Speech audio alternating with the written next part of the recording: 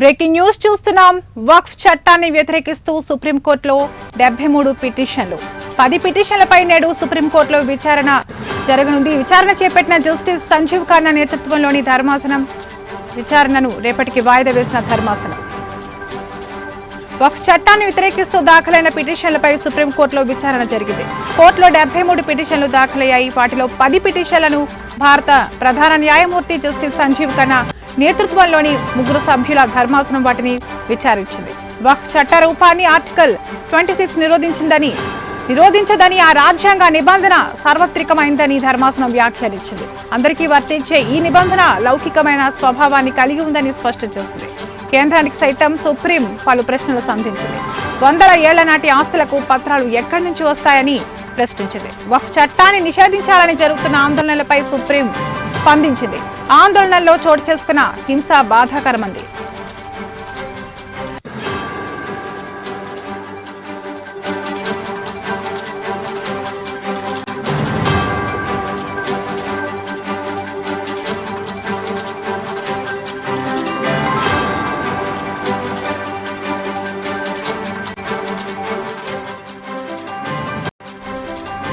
పిటిషనర్ల తరపున సీనియర్ న్యాయవాదులు కపిల్ సిబల్, కేంద్ర ప్రభుత్వం తరపున సొలిసిటర్ జనరల్ తుషార్ మెహతా వాదనలు వినిపించారు. రాజ్యాంగంలోని ఆర్టికల్ 14, 15, 21, 25, 26 ప్రకారం మత స్వేచ్ఛ, ప్రాథమిక హక్కులను ఈ చట్టం ఉల్లంఘిస్తుందని పిటిషన్లు పేర్కొన్నారు.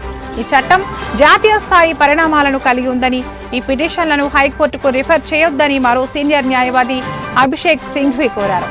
వక్ఫ్ బై యూజర్ అనేది ఎప్పటి నుంచో అమల్లో ఉన్న పద్ధతి అని మరో న్యాయవాది హుజైఫా అహ్మదీ వెల్లడించారు. మరోపక్క ప్రభుత్వం ఏర్పాటు చేసిన సంయుక్త పార్లమెంటరీ కమిటీ వక్ఫ్ బిల్లుపై విస్తృత చర్చ జరిపిందని కేంద్రం కోర్టుకు వెల్లడించింది. అనంతరం కోర్టు విచారణను రేపటికి వాయిదా వేసింది.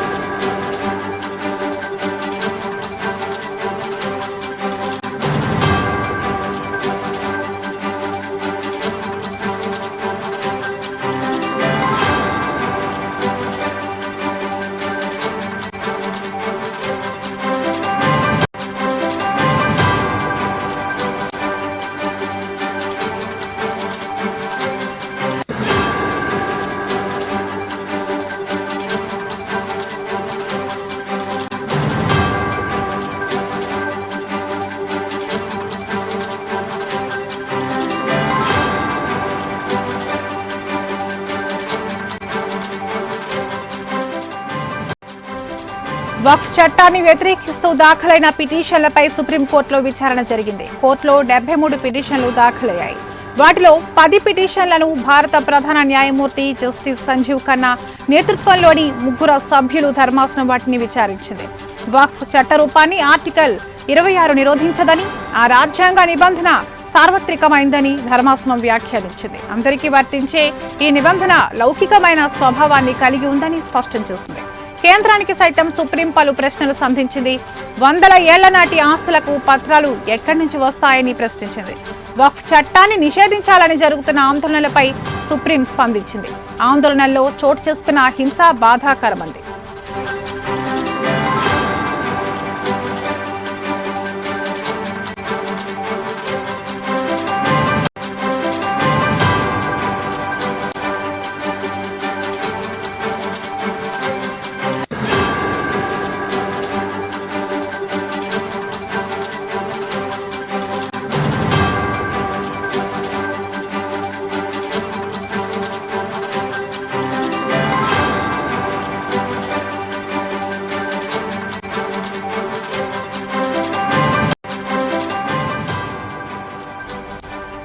పిటిషనర్ల తరపున సీనియర్ న్యాయవాదులు కపిల్ సిబల్, కేంద్ర ప్రభుత్వం తరపున సొలిసిటర్ జనరల్ తుషార్ మెహతా వాదనలు వినిపించారు.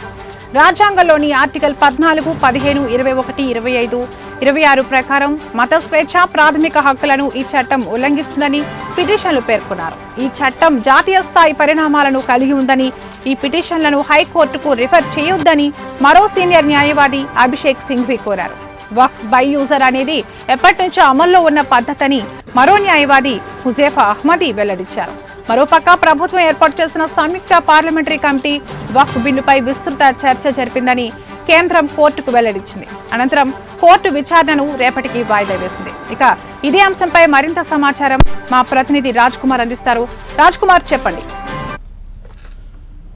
తరంగిణి, దేశం మొత్తం కూడా సంచలనంగా మారినటువంటి వక్ఫ్ చట్టంపై ఈరోజు సుప్రీంకోర్టులో వాదనలు అయితే వినపడ్డాయి. కొన్ని పార్టీలు మాత్రం ఈ చట్టంపై అనుకూలంగా తమ వాదనలు వినిపించారు, అలాగే మద్దతు ప్రకటించారు. ఇంకొన్ని పార్టీలు మాత్రం దీనికి వ్యతిరేకంగా ఉన్నాయి. వక్ఫ్ చట్టంపై విభిన్నమైనటువంటి అభిప్రాయాలు వ్యక్తమవుతున్నాయి. ఈ నేపథ్యంలో ఈరోజు వక్ఫ్ చట్టంపై సుప్రీంకోర్టులో అయితే వాదనలు కొనసాగాయి. ఈ విచారణ జరుపుతున్నటువంటి త్రిసభ్య ధర్మాసనం, అంటే చీఫ్ జస్టిస్ సంజీవ్ ఖన్నా నేతృత్వంలో త్రిసభ్య ధర్మాసనం అయితే దీనికి సంబంధించి విచారణ జరుపుతోంది. ఇక దీనికి పిటిషన్ల తరపున సీనియర్ న్యాయవాది అయినటువంటి కపిల్ సిబాల్ తన వాదనలు వినిపించడం జరిగింది. అలాగే కేంద్రం తరపున సొలిసిటర్ జనరల్ అయినటువంటి తుషార్ మెహతా కూడా తన వాదనలు వినిపించారు. మొదటగా కపిల్ సిబాల్ అయితే వక్ఫ్ చట్టం అనేది మత స్వేచ్ఛకు భంగం కలిగిస్తుంది అంటూ త్రిసభ్య ధర్మాసనం దృష్టికి ఆయన తీసుకెళ్లడం జరిగింది.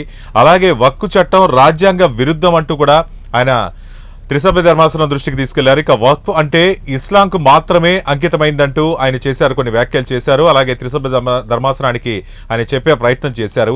ఇక కేంద్రం తరపున అయితే వాదనలు సొలిసిటర్ జనరల్ అయినటువంటి తుషార్ మెహతా దీనికి సంబంధించి తన వాదనలు కూడా ఆయన వినిపించడం జరిగింది.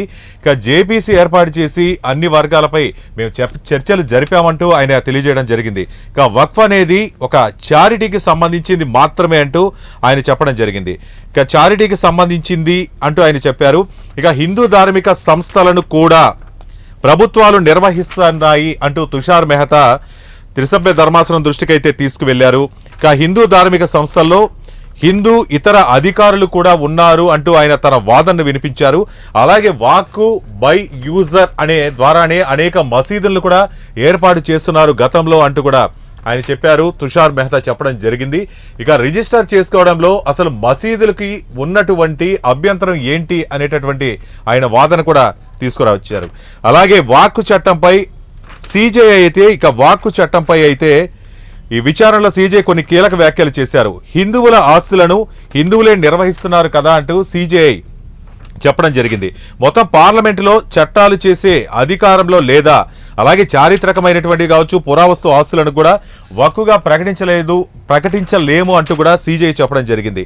మొత్తంగా చూసుకున్నట్లయితే ఈరోజు పిటిషన్ల తరపున కపిల్ సిబాల్, అలాగే కేంద్రం తరపునట సొలిసిటర్ జనరల్ అయినటువంటి తుషార్ మెహతా అయితే త్రిసభ్య ధర్మాసనానికి తమ వాదనలు ఇరుపక్షాలు తమ వాదనలు వినిపించారు.